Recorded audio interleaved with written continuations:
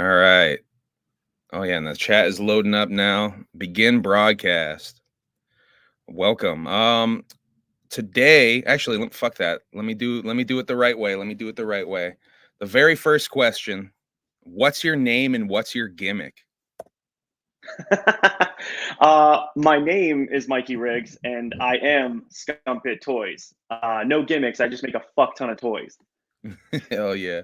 Um, what can you tell me about Scum Pit Toys and its mission? I'm gonna jump right in, I guess.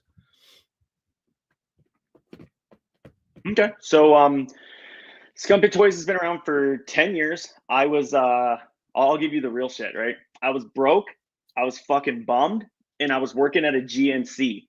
And I was Okay. selling fucking protein powder to dudes who could lift, and they were looking at my ass and they were like, "Hey man, do you got the best shit for my pump?" And I was like, "Bro, I don't fucking lift anything but a skateboard. I don't know shit." So I'm just sitting there like, how the fuck did I end up here? What am I doing with my life? So I started sketching all the time in the hours in between people coming in, and I was like, I got to do fucking something, man. Like I gotta try something.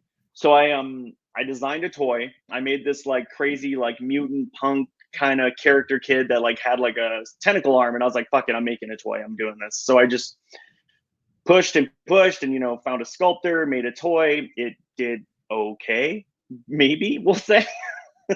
But and I got discouraged for a little bit, and then I said, no, fuck it, man. It's all about feet to the pavement, nose to the grind. And I just was like, we're gonna do it again, and we just kept doing it, and now we've been doing it for 10 years, and we've got a lot of cool shit in the works, and we're definitely starting to like form our spot and like build our niche. And I just at this point, all I talk about is toys, basically. That's awesome. That's awesome. We're gonna get a little bit more into Scum Pit Toys, and as you can see, he's got a lot of. He's in the studio, if he's in the stew, if you will, right now. So you can see a lot Hanging of in the the scum pit. works. Is that all behind you? That's your work. No, this is This the is shit just I grew up everything. on. Yeah. Okay.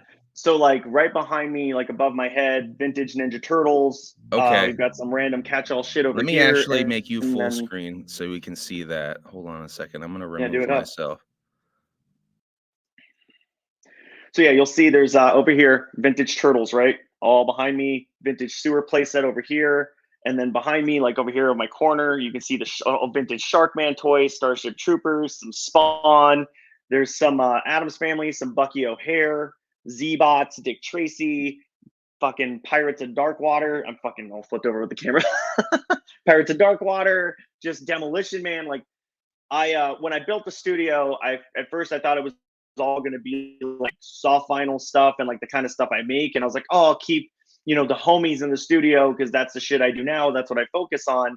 And then like we were sitting here building out the space, and I was just like, nah, I want to be surrounded by the shit that made me love toys as a kid. So the whole studio is just full of vintage. That's really freaking rad. I'm on this tiny ass little Air Mac, so I barely can even see until I made it full screen myself. I see some Spawn behind you as well. Yeah. Spawn and Ninja Turtles were probably like some of the stuff that I got into super hard as a kid. X-Men What about figures, Toxic probably. Crusaders? Toxic Cruise. I had like one of those. I had that fucking weird. Oh, was it the Turtles or was it Toxic Crusaders that had it was like a motorcycle with a toilet as a seat? Was that That was Turtles? that was that was Turtles. There's like a motorcycle with a gas mask for Toxic Crusaders. Yeah. It's Yeah, pretty hard. oh shit, maybe I had that thing too though. I You know I probably had did, I bro. had some Toxic Crusader stuff because I was so Hmm. big into Toxic Avenger when they Yeah. made that cartoon. I was like, I can't even. I was so young, like I'm way too young to even be watching that shit.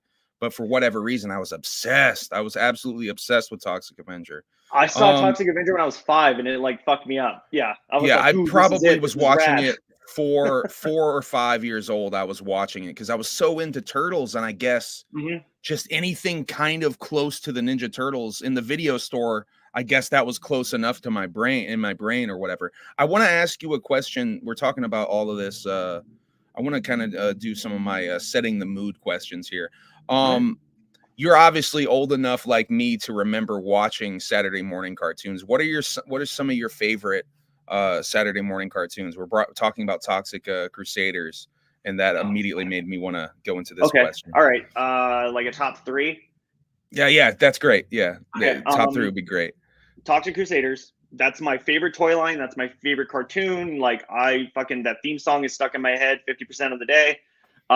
Earthworm Jim, Oh yeah, hell yeah. which until recently I thought was a video game that they made into a toy line and a cartoon, and I actually found out that Playmates pushed it all at the same time. Like it was a launch that they were trying to bank off of Ninja Turtles, so they made all of it at once, which made me feel kind of good because I've never been a video game guy.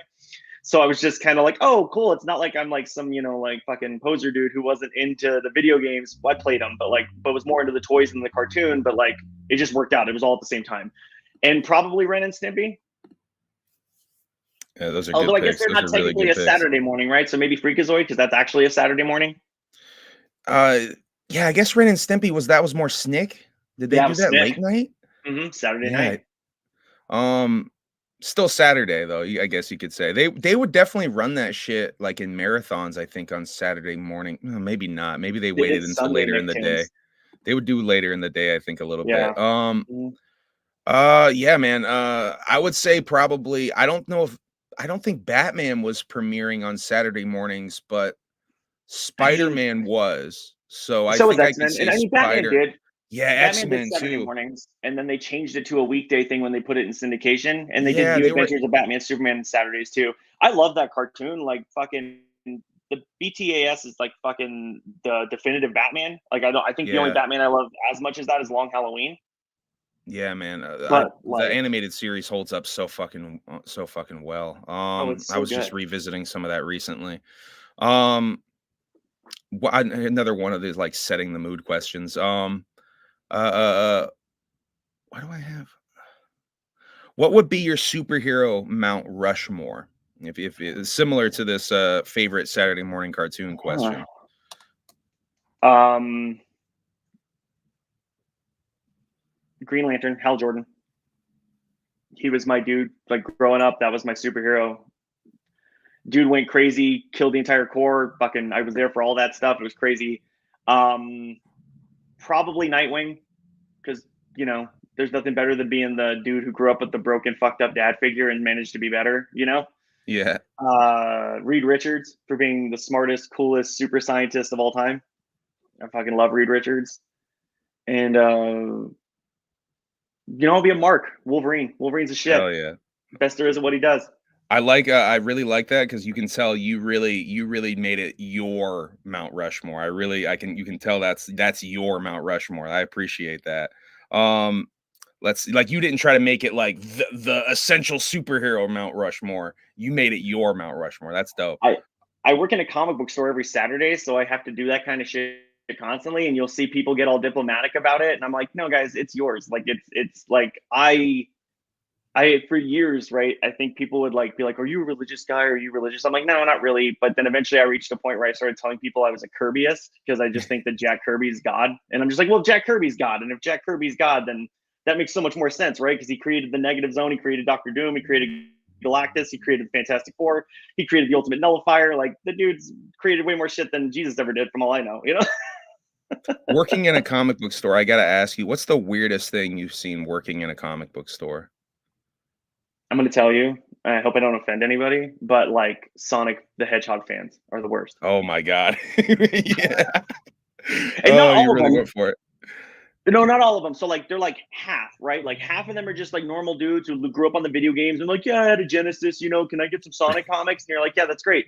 And then the other half come in and they just look like they either have a lot of sex with stuffed animals or they just like haven't seen the sun in like 3 weeks and they think that like you can just eat top ramen like right out of the bag and like they don't, and you're just like, cool, let's have a conversation, and that's not going to happen. That's just not going to happen. The Chris Chan, the Chris Chans that come in there type of thing. Yeah. And you're Yeah. just kind of like, oh, cool, let's get you your comic and you can be on your way. Someone in the chat, Cheese House asked in the chat, does he have American flag Toxie? Oh, so that's the second series. They never issued that. That was a rumor. That toy was supposed to be wave 2 with the mayor and with They were supposed to make the girlfriend. It was supposed to be the girlfriend, the mayor, and like American Flag Toxic. Super 7 just made it actually, which was kind of rad. And I do have the Super 7 one. I don't know where it's at though. Damn, Cheese. Just dropped the knowledge on you, Cheese.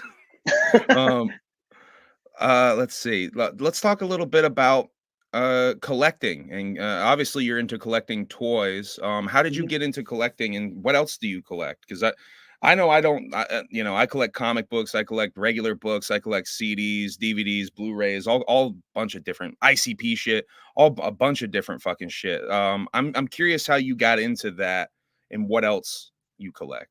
I mean, I was always a collector, I think, even as a kid. Like, I was the kid who, like, saw the checklist on the back of the toys. You know, like, you bought, like, a He-Man figure, and on the back, it was like, "Collect them all," and I was a big fucking mark, and I was like, "I'm gonna. Fuck you. Let's do it."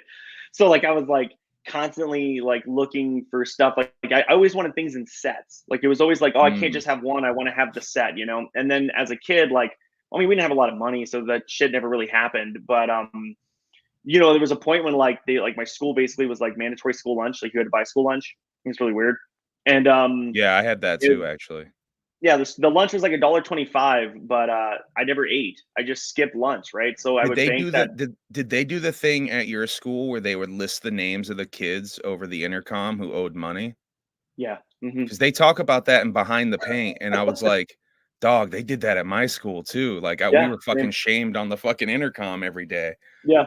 Hmm.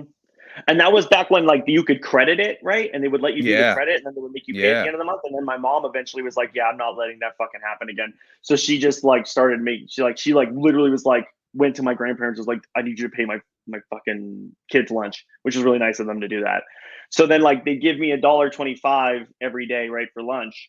I didn't eat lunch. I just pocketed the $1.25, and I went to my local comic shop where Hell they yeah. sold quarter comic books, and every week I would walk away with like, some loose $3 toy and like some quarter books. So that's kind of what my ritual became. And it was like Generation X comic books and like old, like, like they would get dog eared copies of Spawn. And I'd be like, I don't give a fuck about if it's collectible. And I'd buy dog eared copies of Spawn.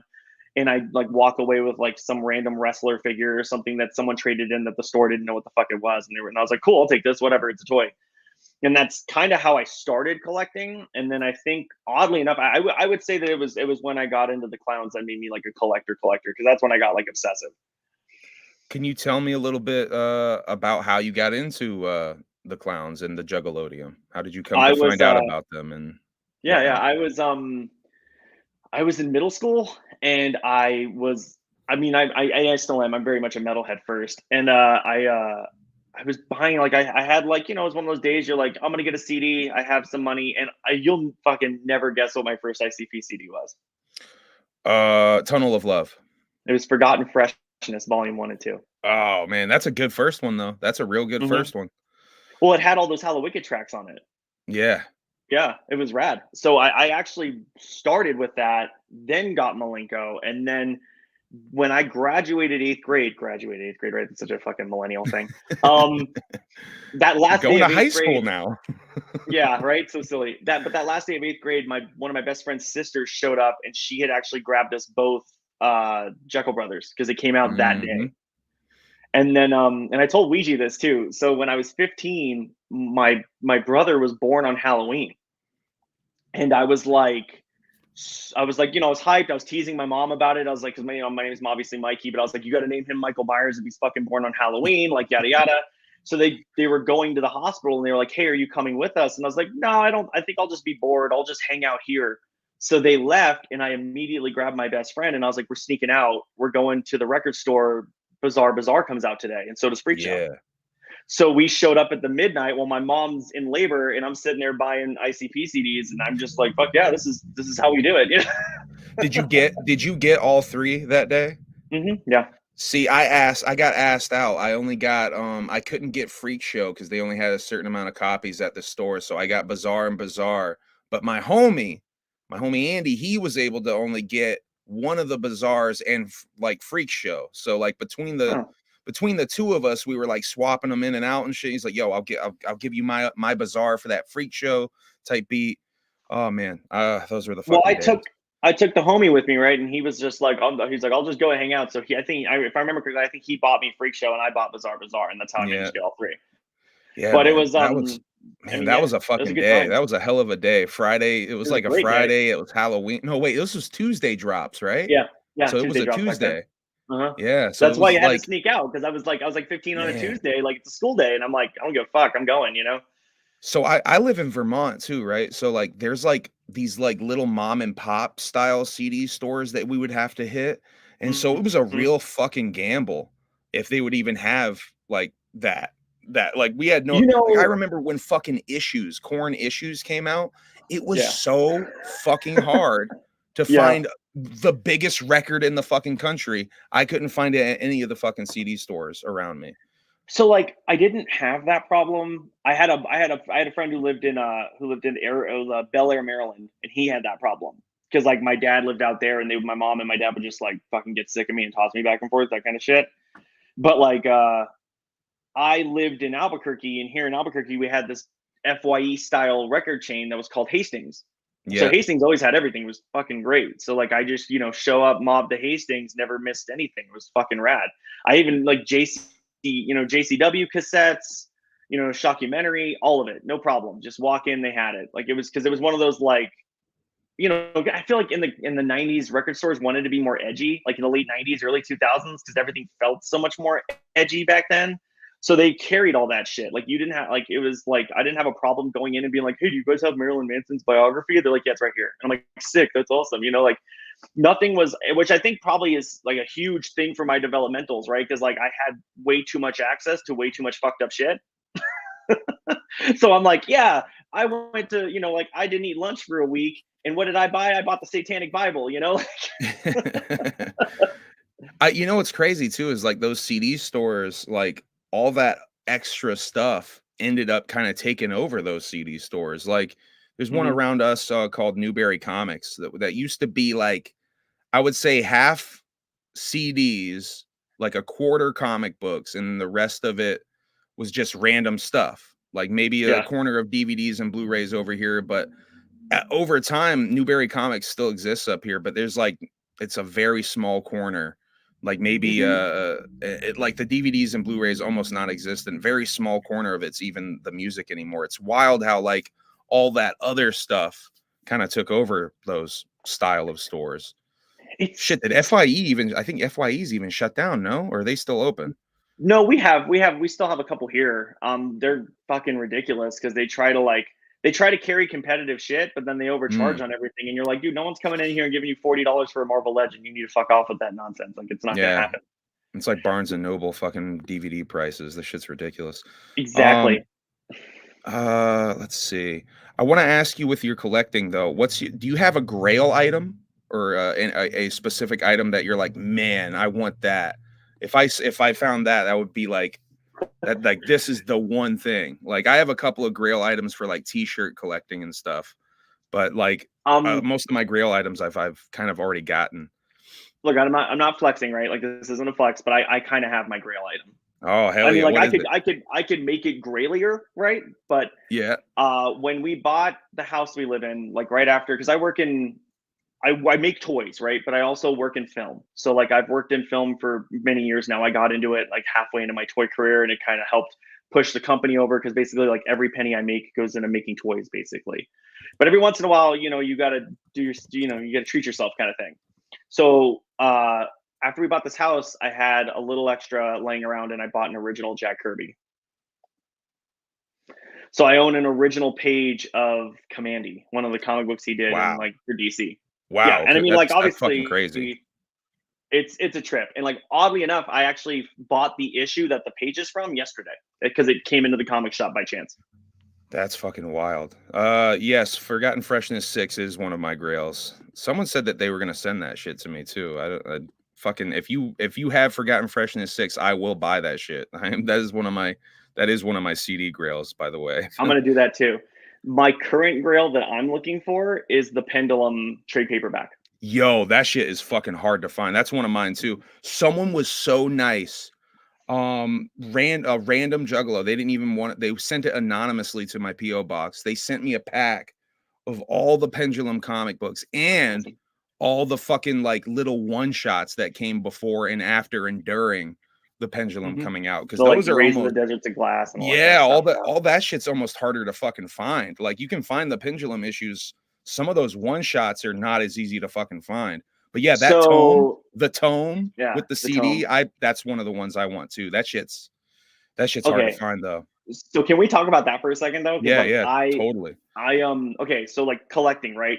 I collect toys, I collect comic books, I collect records, like pretty standard stuff. I don't really venture out of those things anymore. It's mostly just toys, comic books, and records at this point. So I got all my Joker cards, records. I'm content with that, like stuff like that, right? But I would fucking kill for the pendulum to be put out as a record.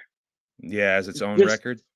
just as a record with the poster, like with the puzzle piece, like Yeah, the cover. as That's the basically the cover. cover of the trade. Yeah, Yeah. like that is the cover with like maybe some like original like backstage art stuff, like just something that explains why they did it because it's such a fucking cool idea. Yeah. Like it's kind of unmatched. Like I can't think of like another comic book company that did something that forward thinking or at the right time, right place. Like they've made Slayer comic books, they've made Testament comic books, they've made Slipknot comics. I don't give a shit about any of that. Like ICP made a 12 comic book miniseries that came with single CDs. That's Yeah. fucking genius. Like It was fucking I awesome don't to go to try to find those. That was a lot of fun to try to track those down back in the day. and I knew this was going to come up. So I even wanted to be like, look, I have the other trade paperback.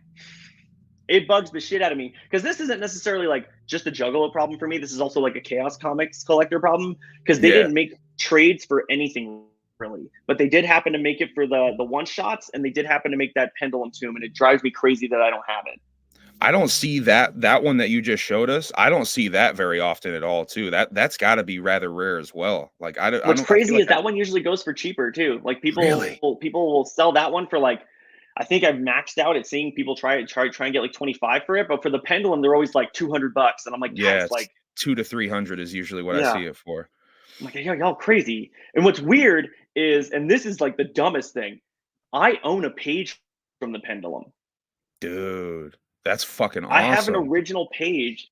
Some dude had it on eBay and he had it for like I think $400, and I hit him up and I was like, yo, like, do you have this because you're like down, or do you have this because you're like a fucking comic book guy? And he was like, I'm a comic book guy. And so I started talking about comic books instead of talking to him Mm. about jug shit. I was like, I'll keep the jug shit over here. I'm gonna talk to him about comic books for a little bit. And he was like, oh, he's like, I didn't know you collected original art. And he's like, it's cool that you're into this kind of stuff. He's like, you know what, dude, I'll give it to you for 150. Wow. That's a score too, man, because there was a time you could find original art on eBay for like ridiculously cheap, Yeah, considering what they go for now, because now it's like the market's really fucking insane for that kind of stuff. yeah, But like I remember there being fucking preacher pages on yeah. eBay for like Uh-huh. 150, 200. And me being like, I nah, man, that's a gotta lot of money. I don't know if I can spend. I wish to God I would have gotten one of those preacher pages now. Like well, it's it's all crazy to me. relative, right? Because you were in your fucking 20s and you were broke and you were trying to Yeah. fucking just like live, and you're like, I don't got fucking Well, $150 for 200 that bucks I could now. buy. You know how many fucking comic books I could buy with like that's the way I would think Exactly. about it. I can buy like Quantity. fucking 10 trades. Quantity. I can buy like Yeah. 10 trades for that price. I'm not gonna fucking do that.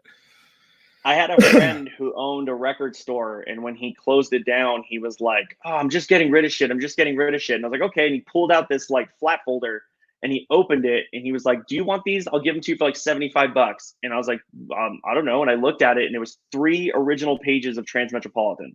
Bro, what the And fuck? I was like, yeah, totally. And I gave him the $75, and I sold two of the 3 pages. I kept the best one. It's literally when Spider meets the Smiler. So it's like the best Holy point in the whole shit. comic because it's like the turning point of the whole book. And I kept that page, and I sold the other 2 pages that he was in less for I think 300 a piece.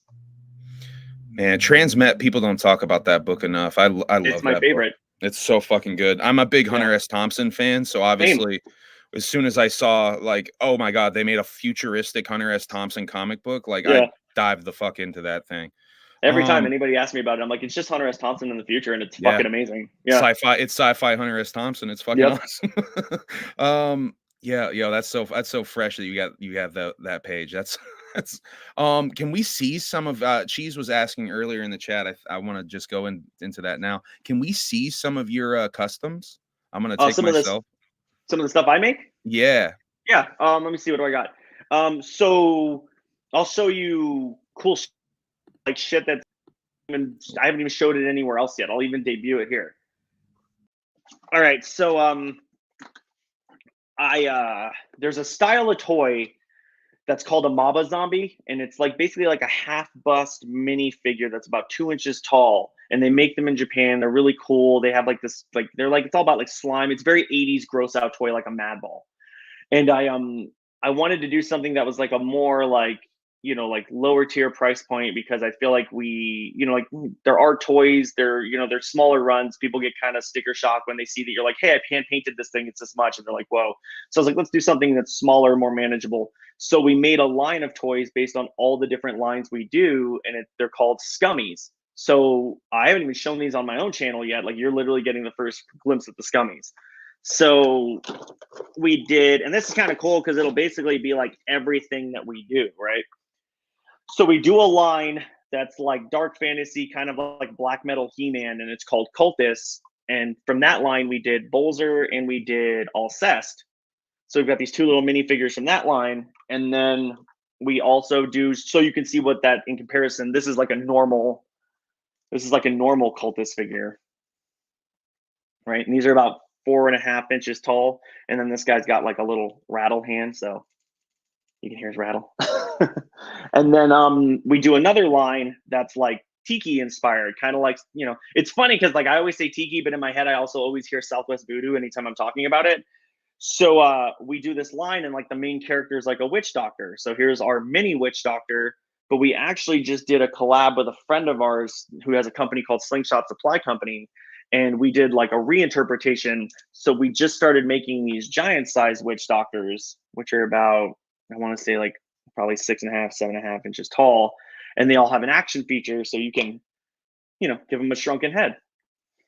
So we do those. We also do our first line, the one I told you I kind of started doing when I was at that GNC, is based on this character called Ian the Sewer Creep. So here's Ian the Sewer Creep, and here's his best friend Brain Pain, which are basically just like two fucking nerdy guys, grew up on horror movies, got doused in toxic waste, like that kind of stuff. So we do a bunch of different stuff. We're getting ready to do more stuff. We've got like marbled figures coming out soon that we're dropping.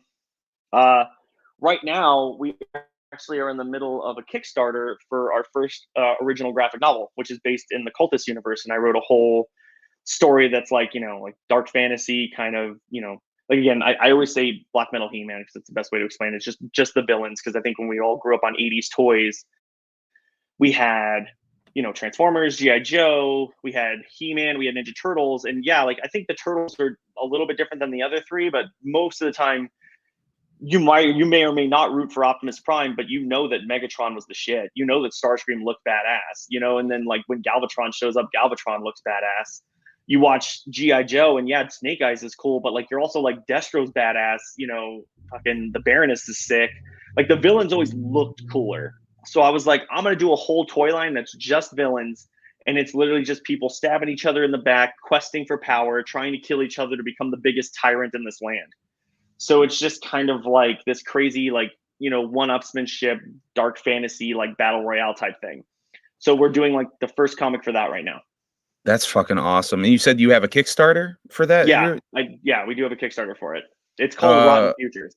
Send me the link to that. I'll put that in the description of this video, so we will have that easily available. I want to go back. You mentioned working in film. Yeah. Can you tell me a little bit about that? How you got your start working in film, and maybe some of the stuff you worked on, even? Yeah. So my when I was a kid, my dad did it. My mom's second husband, my stepdad. My stepdad did it, and he was on Natural Born Killers. He was Okay. on Young Guns 2. He did. Okay. Do you remember the video for November Rain? Yes. The Guns N' Yes, I Roses do. video? You remember when Yeah. Slash is outside and he's like fucking shredding outside of the church? My dad helped do that. He helped. Oh, that's He was part of that crazy, team. dude. Yeah, That's yeah, fucking iconic shit right there. yeah. And now lately he's been like a lead painter for Wes Anderson. Oh my God. So Yeah. yeah, that's some like really very noteworthy shit. So what did you get into the industry doing? I got into comic books and and I said no. My stepdad was like, "Come do film with me," and I was like, "No, no, fuck that. I'm gonna work in comic book stores because that's what I want to be." And I did that for years, and then eventually my wife got into it, and then she was like, "Yeah, you need to do this. I think you'll really like it." And I was like, "Okay." So I started as a PA on Better Call Saul, Oh, that's fucking awesome, dude. and I Um, did Better Call Saul seasons 2, 3, 4. oh, did I lose you? Check, check. Oh, did we lose him? I think we might have lost him. Hmm. Hope that's not on my end. Chat, are we still good? Check, It check. might be on there. Oh, I think are we I'm good? good. You hear me? Yeah, I Yeah. think someone lost connection. I think hopefully that wasn't on my Oh, end. I can't really tell. Sometimes my internet gets a little shoddy out here. Hold on. Let me ooh, I don't want to risk. All right, let's just hope that doesn't happen again. I don't want to risk yeah, we're good. shutting off my Wi-Fi and hoping that the Ethernet is going to auto connect. Anyway, so yeah, you said you worked on Better Call Saul, I think before Mhm. it got a little choppy there. Um, I'm a Yeah, Better Call huge Saul, I'm a weird stuff like that. huge I love Breaking Bad, but I'm almost an even bigger like Mr. Show fan. So Same. Bob Odenkirk is like a fucking legend to me. Mhm. Is what was it like working with Bob? He's got to be an awesome dude. I've literally only heard good shit about Odenkirk. Bob's the best. He's like the nicest dude. It's funny because like I think like the best way to explain it is that like you love Mr. Show, right? I love Mr. Show. No one loves Mr. Show more than Bob. That's awesome. That's So like awesome, man. Bob's like that's it's weird because Bob's been nominated for awards. He's done all these big shows. Like I think that in his like at his core, Bob's a comedian first, and I think that Mhm. like to him, that's the thing he's probably still most proud of. So like everybody would be like, Bob, this is this, this is that, and I would just be like, man, the Global Chem sketches, so good, dude. And he's just like he'd like smile and get kind of stoked on it, and then obviously he would like sneak in Mr. Show people on the show, and I'd go up to him and be like, hey, you remember when you did the mayo mustard like in the jar Mayo sketch? Did third. you get aware? Yeah, yeah. And they're just like, oh yeah, you know that? I'm like, dude, Mr. Show is like top 5 shows of all time for me. So like, God, yeah, that it was shit's funny so because everybody good. be like, look at this thing we're making. I'm like, yeah, this thing we're making is cool. It's not as cool as Mr. Show. Yeah. Mr. Show is so fucking OG. If y'all watch and have never seen Mr. Show, do Oh, yourselves a so favor good. and go watch it because it's so fucking good. There's nothing Mhm. like seeing some of those concepts for the first time. Anytime Bob would sing on the show, it would always get me. Would Bob ever burst out into song on set of Better Call Saul? I never like I can't really attest to that because I Damn didn't it. work on set like as a PA. I PA'd on costumes, so like they'd always have me Okay. doing runs.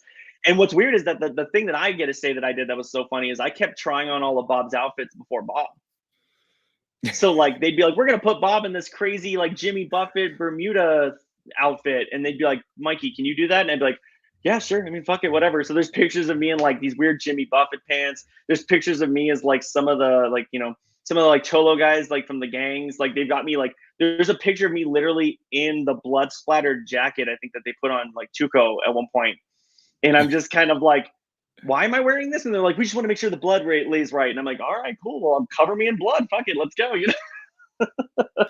So, how did you get more into the customizing out of was it related to working in film at all, or is it just completely I separate, like mean, you said, just daydreaming and in class and whatnot?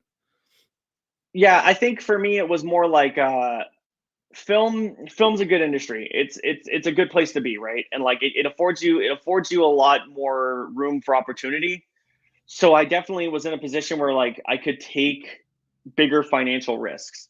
So like I mean, because like I lived hand to mouth most of my life. Like I do like struggling in like a bed in a 1 bedroom apartment with 3 other dudes kind of shit. Like I did all that shit, and then I got into film, and I was like, oh look, I can rent a place of my own. I can do shit like that.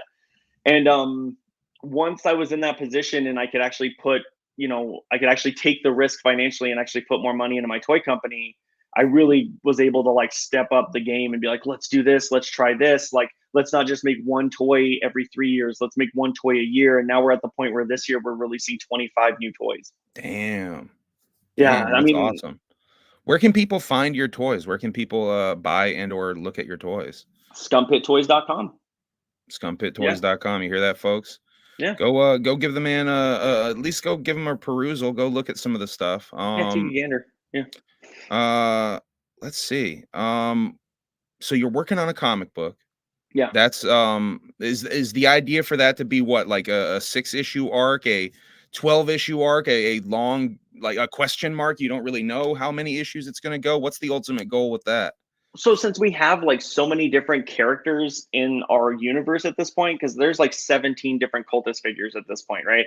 I wanted to focus on one and kind of build the world from that POV. And so this is like a 60-page original story. It's Okay. kind of like a maxi one shot, you know, like the Mhm. Killing Joke or something like that, where it's like it's just one big story that's self-contained, but it sets up all these other different stories.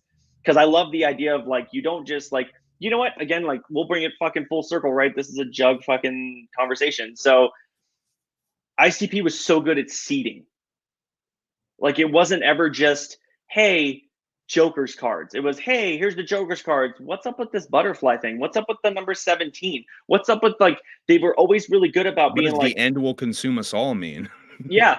So they were always so good at being like, don't just look at what's in front of you, look at what's coming. And they were so good at always like leaving you wanting more. And I think that like the only other person I can ever really parlay that to that people understand is George Lucas. Because like Mm, you watch New Hope, right? And George Lucas has got Obi-Wan sitting next to Luke, and Obi-Wan's like, yeah, I fought with your father in the Clone Wars. And they don't fucking tell you about the Clone Wars. They don't explain shit. But you know that in that moment, everybody's just like, what the fuck are the Clone Wars? That sounds badass. And that's just good seeding. Like good seeding is when you like show somebody something really cool and you don't just give it away. You go, hey, look, we can get back to this if you're interested. So like, and I think mm. that again, it's that whole idea of building myth and mystique. And I mean, like, you know, Ouija does it with all the Dark Planet stuff too. Like, Oh yeah. I love stuff like that, and I commend the fuck out of him for doing that because I think that it's easy to basically just be like, hey, here's the story, here's the message, you know, let me rap about cutting up a chick or two, whatever, you know. But it's like if you do this and you go, yeah, look here, but there's something over here that you're not really paying attention to that could be even more badass, you know? And I think that that's kind of the key. So with the Yeah. comic, we're doing the 60-page story, but we're also going to set up, you know, again, there's 17 other characters and we want to make sure that they all get their due. So I think that like the plan would be to do this 60-page book. If people like it, maybe we will start doing mini series, one shots, you know, maybe even like a monthly or bi-monthly book or something like that. That's awesome. That's Yeah. awesome. Yeah, definitely send me the link for the Kickstarter. If you're watching this after the fact, check the description of this video for the link to the Kickstarter for that. What's the name of the book?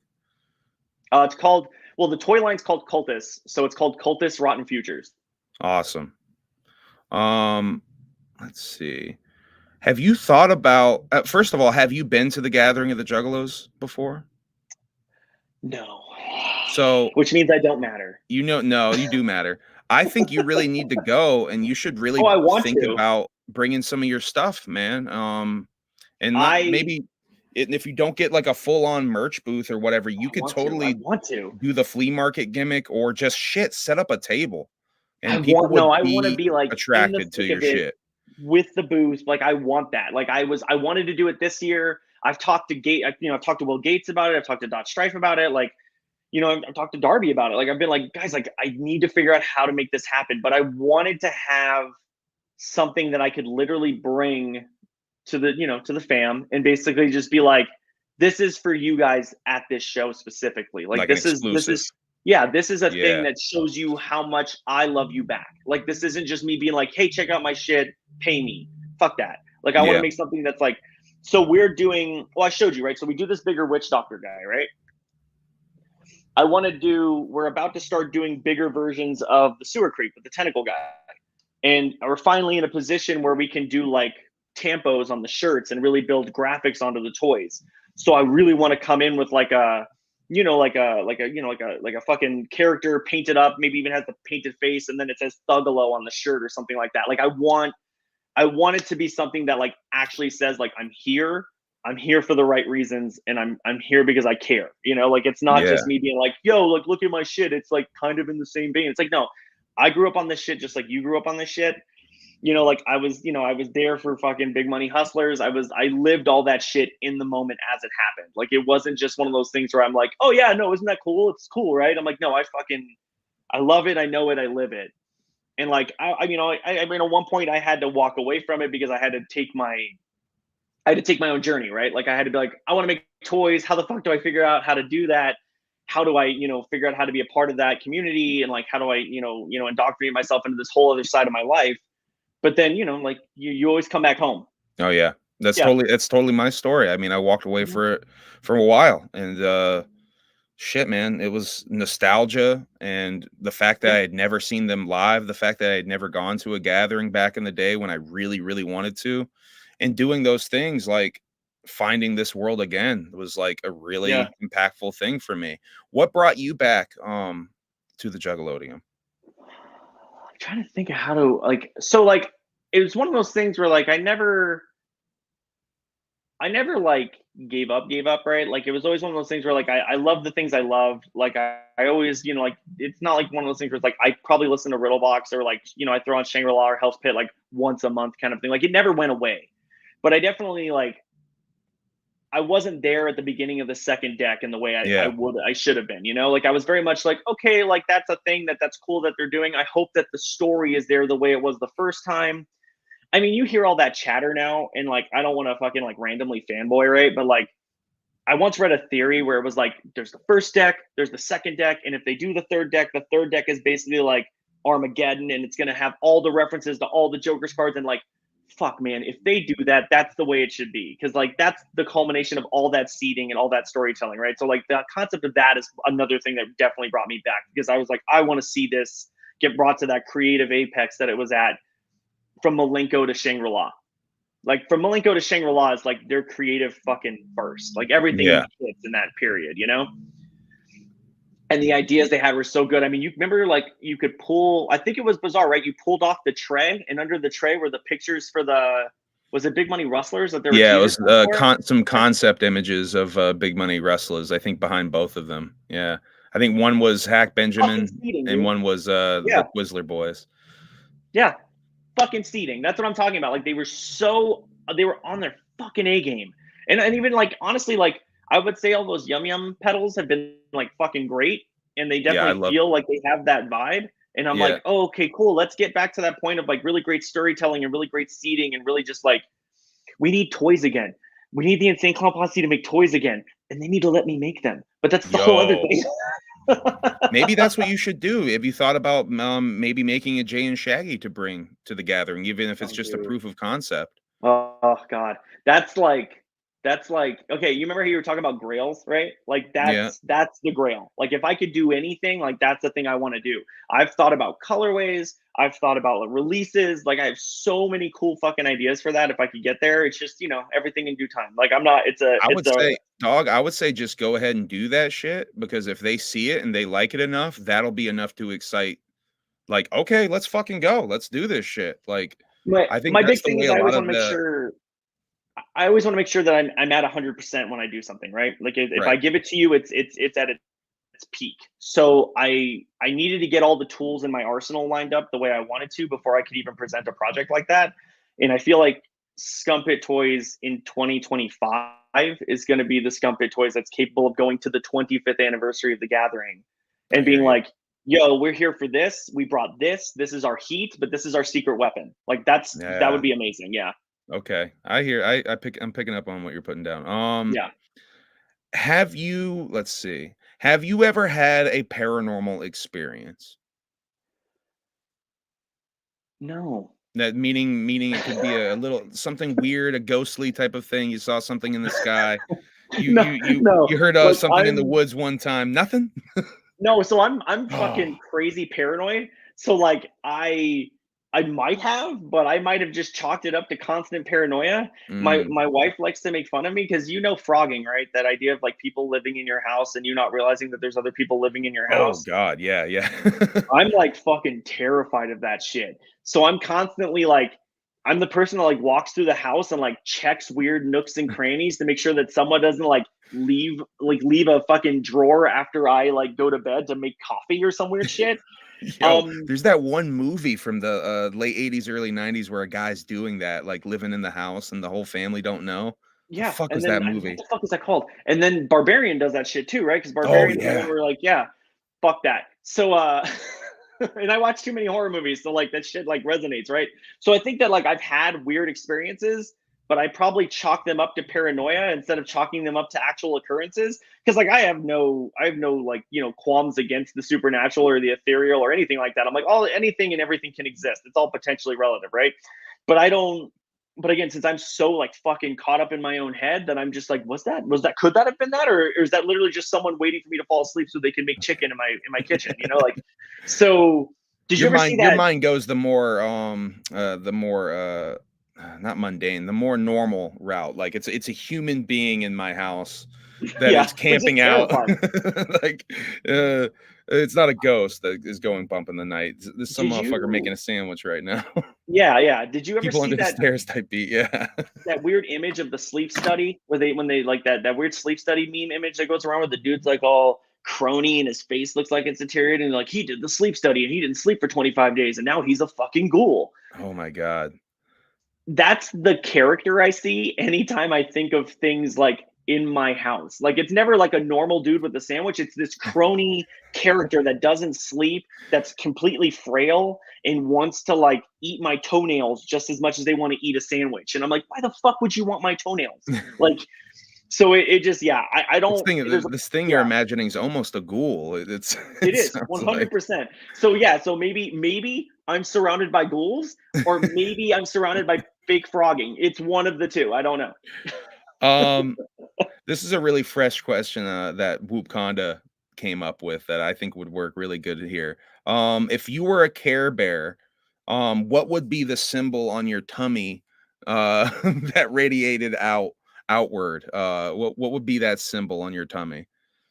Slime. Slime? Yeah, it would be like just like a spillover of slime. Oh, Like the fresh. I reverse like of like that.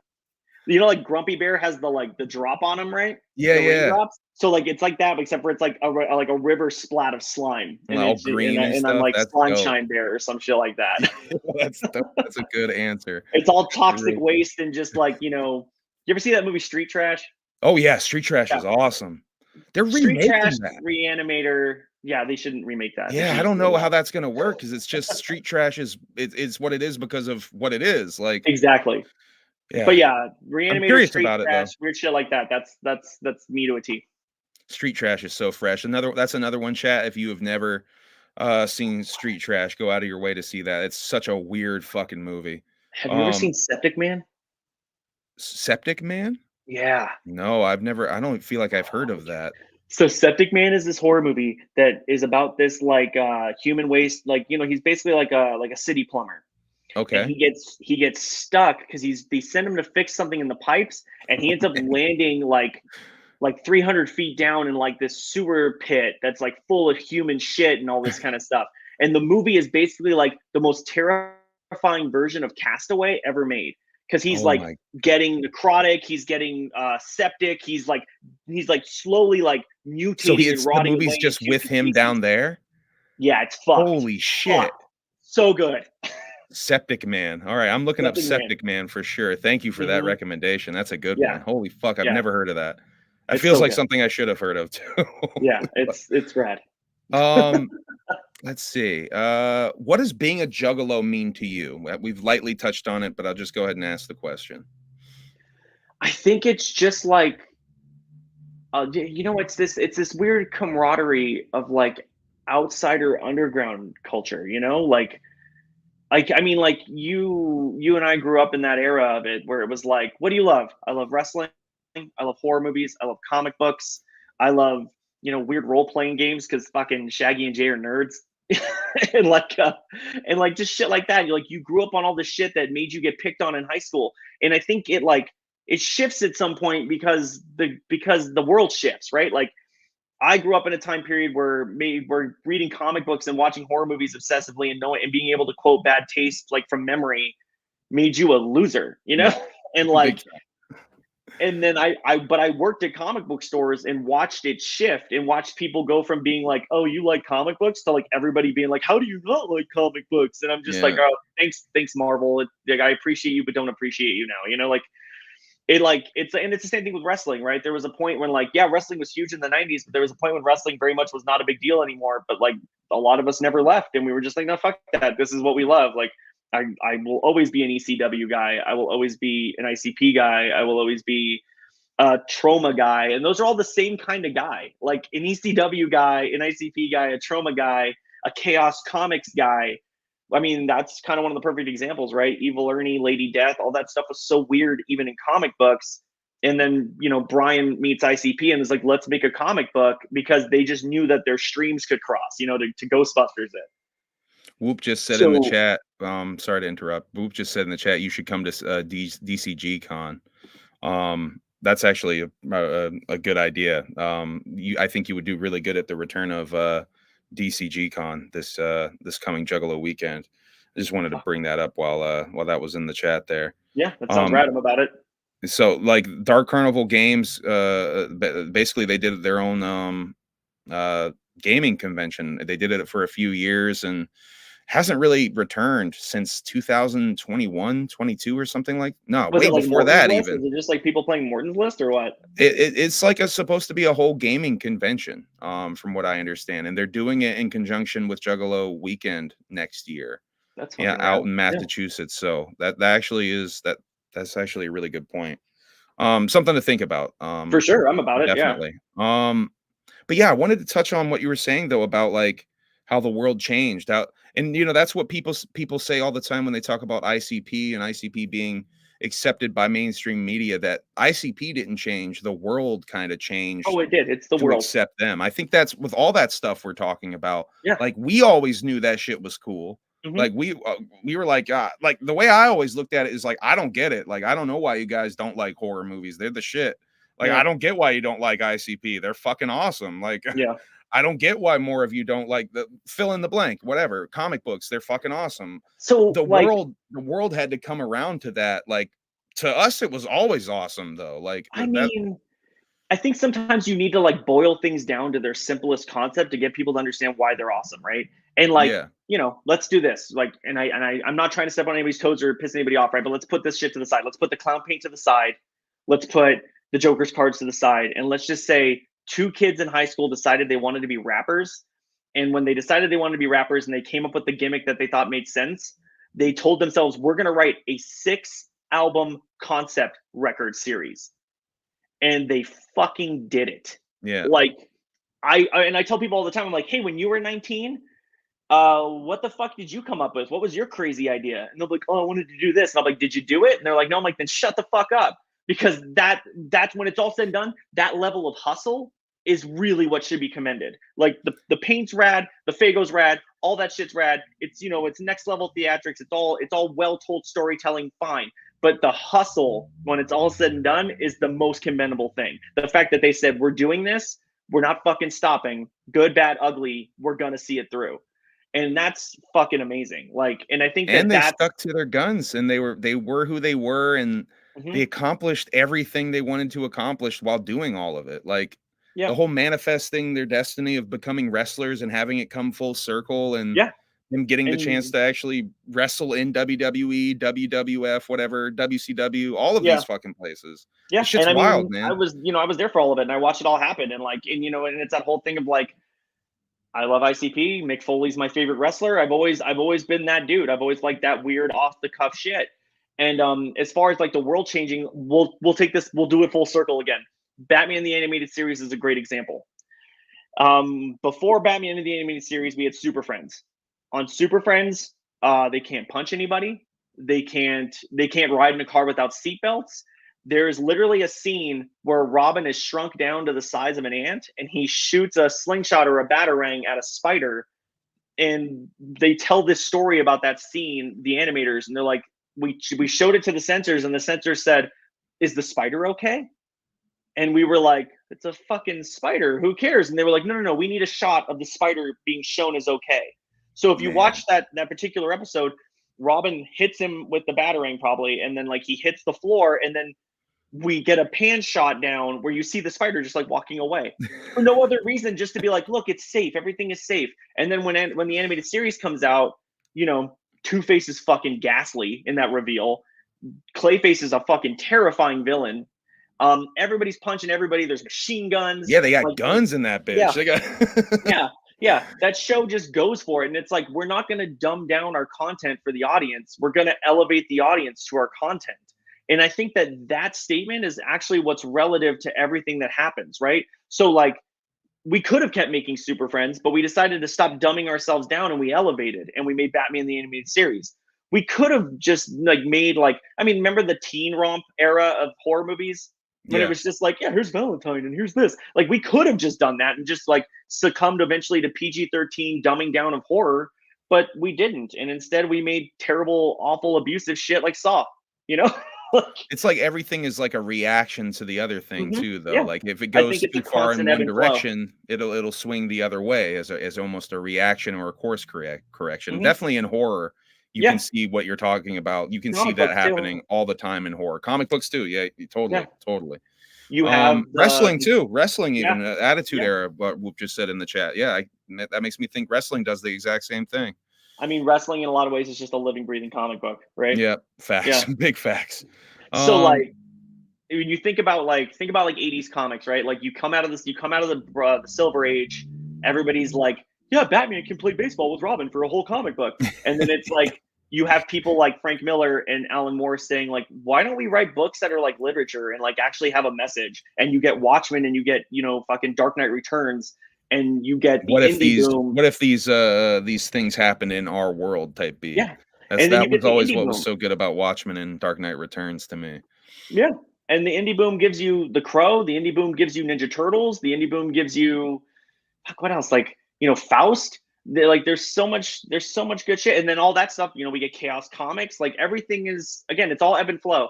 And then like things die down and people like it's music too. Like you think about we grew up in that era where boy bands were like all over MTV because everybody wanted to hide from everybody was getting tired of the intensity of grunge, and they wanted to just hide in this bubblegum pop bullshit for a while. But then there's of course a whole underground culture that's like worshiping death metal and grindcore and like, you know, like horrorcore rap because they're Yeah, like, no, like you can't just make things sugary sweet and lie to yourselves. Like you have to live in your own filth. Just fucking do it. yeah, totally And I agree. love it. Totally I agree. love living in my filth. Like it's great. Yeah, yeah, I definitely like the more transgressive versions of entertainment. That's for sure. Um, all right, I'm gonna do that. I'm gonna do my last little pretentious question, and then I'm gonna have you we have you plug a couple of things if you would like. All right. The question I told you about before we started there. If you could Yeah. tell everyone in the world something and you know that they would hear it, what would that thing be? Community is the most important thing in your life. Hell yeah. Hell yeah. Collaboration, unity, family are the most important things in your life. If you think you can do it alone, maybe you can, and that's commendable. But like, you know what's going to be better if you do it with a group of people and you lift other people up with you. I like that. I like that a lot. I think that that's a big part of why I'm here Yeah. because I feel like that's something that matters here. You know, like I love community. I love collaboration. I can't tell you how many people have lived in my home and when they were on hard times and they just needed that foot up again, you know. I'm always here to help someone find their way and help them find their path because I think that that's the most important thing in life is you're not just here for you, you're here for the people that you affect on the way.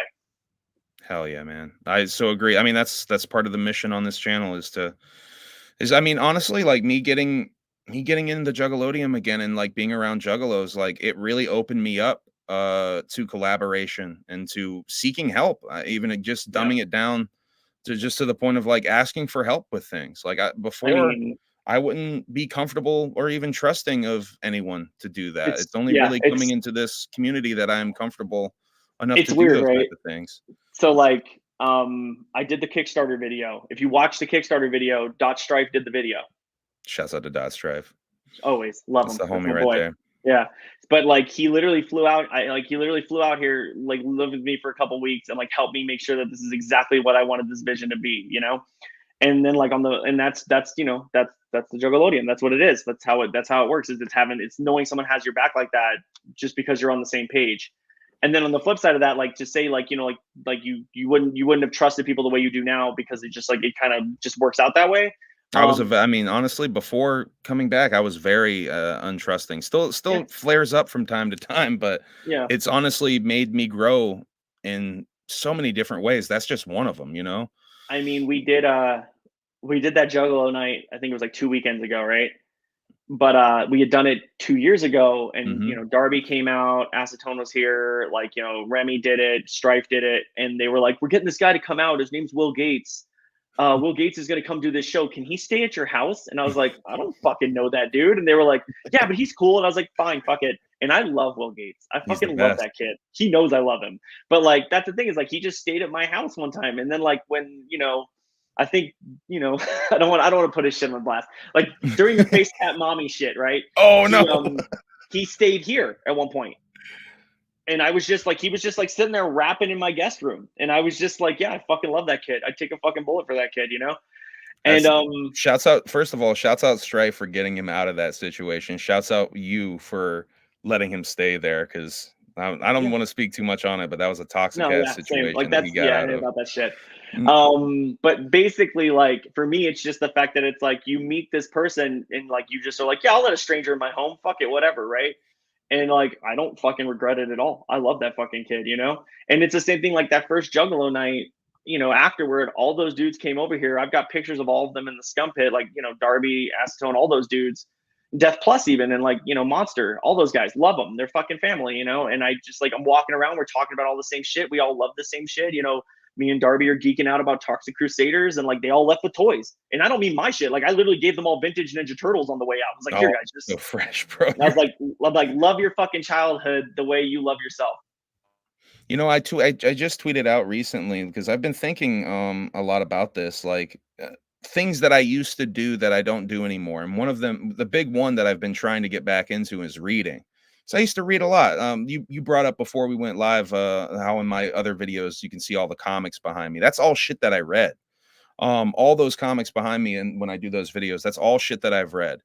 I haven't read a fucking book like all the way through in like 2 years or something. I've been very slowly reading this one book called Chaos that's about Manson in the 60s and shit.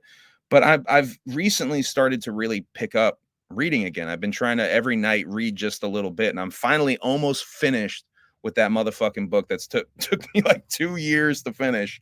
And I bought like a stack of some extreme horror that I've been curious about wanting to check out. And I think I've been really making the effort to make the time to do this thing that used to make me happy that for whatever reason, like just being an adult, stupid scrolling on my phone, whatever, like I just don't do that anymore. So I've been really actively trying to do that thing that used to make me so happy. And honestly, I think it's been helping me quite a bit with just like downtime because it's a lot of times I don't give myself the time to just relax and just like do something that makes me happy, like a lot of times it feels like I'm juggling a lot of different things.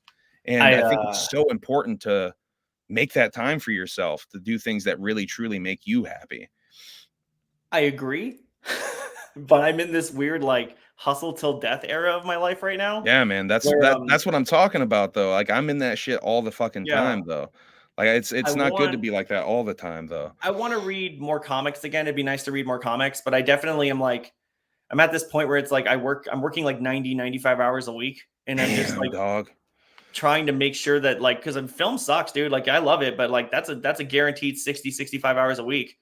So And then you're I come still home and I working in paint. you still work in the film industry. Yeah, I'm on a Netflix show right now. Shit, goddamn. And then I come home and I paint, late. I paint on like after we get off this, I'm walking over to the paint station right to the next to me, and I'm gonna start painting these mini dudes up so I can get a feel for them. Like I don't, I want to sleep, I want to read more comics, but I really want this to be what I think it could be first. And I'm willing to grind till it's there, you know? And again, it's because I look out and I see other people grinding to that level. And I'm like, okay, cool. Then you have to, if you want it, you got to earn it. You know, it's that simple. You got to pay your dues. Mick Foley eating dog food in the car, waiting to wrestle, you know, the clowns driving to Dallas to promote Riddlebox. Like if you want Yeah. it, you got to get it. You got to make sacrifices for Mhm. sure. Yeah. Yeah. It's true, but I have also learned that it is very important. Make sure you make sure some time for yourself every now and again, because Yeah. you'll burn yourself out if you don't. You will I'll go see definitely. Terrifier 3. Hell yeah, there you go. There you go. Actually, we're gonna try to see that tomorrow, I think. Yeah. I got to rewatch 1 and 2. Maybe I'll make that block of time and it'll be nice. Yeah. By the way, I just want to say this. Terrifier gets such a fucking rap of being like just about the gore or whatever. And I just rewatched 1 and then I watched 2 for the first time. Watching 2 was such like an experience to me because you realize, oh shit, they're doing a lot of really, like you were saying, seeding. They're Mm-hmm. doing a lot of seeding in Terrifier 2 that really impressed me. And I'm so looking forward to where they go with it in this third one, because some of the seeding, Yeah, I mean that's the the thing little is, things and I that they've think been that doing. it's a term that people aren't always as well versed in as I would like, because I think I that if usually people call it knew to look for it, foreshadowing they would or definitely whatever. get it. I usually use the term foreshadowing when it comes to Yeah, like yeah. storytelling. But there's definitely a lot of that going on with that story, and I'm surprised that more horror fans don't pick up on that element, the lore and the story that they're very subtly building with They just really Terrifier. want to see a girl sawed in half. Yeah, I mean, and it's crazy to me if I see fans say that at this point, that it's just because it's definitely, I mean, it's definitely an element of the movie, and it's Mhm. definitely what brings a lot of people in. But I think ultimately they're telling a really powerful horror story. That's I think when it's said and done is going to be probably one of the better um horror series ever, because there's so many like I've been watching the Leprechaun movies, right? Yeah. And they're great. Some of them are great. They're hilarious, but they're so wildly frustrating when it comes to the continuity Oh of yeah. those fucking movies, because it's just like the rules are just thrown out the window as soon as you start the next one. Like we I mean, new rules completely. This guy isn't has that Puppet completely Master different too, powers. though? Isn't it one of those things where they were like trying to write them and pump them out so quickly that they were like, Leprechaun, who cares? Make another one while we're making this one. And then the same Yeah, thing with Puppet Master. They were like, yeah, here's that Puppet Master movie, but this one's after it, even though this one doesn't make any fucking sense. But it yeah, was it like, must be just a churning them out thing, because those were yeah, coming out one a year, and sometimes it felt like fucking faster. Those things yeah, were coming out fast as fuck. Um, all right, shit. Do you want to uh plug scumpittoys.com, yeah, yeah, the yeah. If you Kickstarter? guys, I mean, we're doing a release on Thursday for our first licensed toy we've ever done. So it's actually for a band. We're dropping their toy on Oh shit. Thursday. We're dropping a cultist figure, a marbled cultist figure, not this one, but a new one on Friday. So both those things will be on scumpittoys.com in the web store. The Kickstarter's up until the 26th. And obviously, like if you get the chance, check it out. Like I said, Dot Strife did the video. There's a lot of cool pages on there. There's a lot of cool tiers with toys.